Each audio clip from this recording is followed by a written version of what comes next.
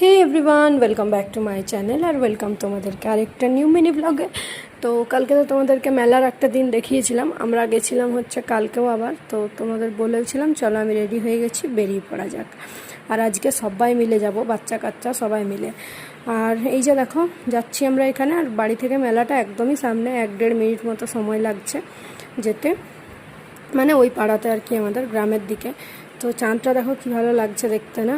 তো মেলার মুখে ঢুকতে ঢুকতে চিনির দুটো দিদির সাথে দেখা হয়ে গেল, আর তারপরে তো বাকি দিদিরা রয়েছেই। এই যে আমরা ঢুকে গেছি মেলাতে, আর প্রচণ্ড গরম লাগছিল, কিছুই ভালো লাগছে না গরমে।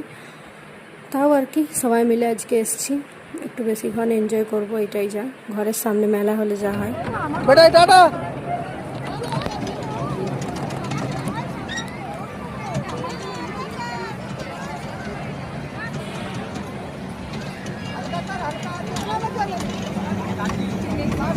बेटा टाटा टाटा।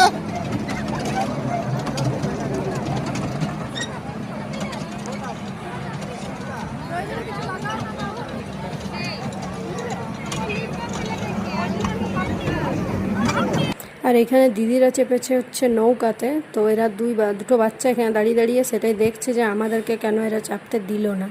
যাই হোক, এটা জলের ব্যাপার, ওখানে তার ওদেরকে চাপতে দেওয়া যায় না, কিন্তু প্রচণ্ড জিদ করছিল দাঁড়িয়ে দাঁড়িয়ে। যাই হোক, তারপরে চলে এলাম হচ্ছে আইসক্রিম খেতে। আর চিনি ওই দেখো এখানে আইসক্রিম চয়েস করছে কোনটা খাবে।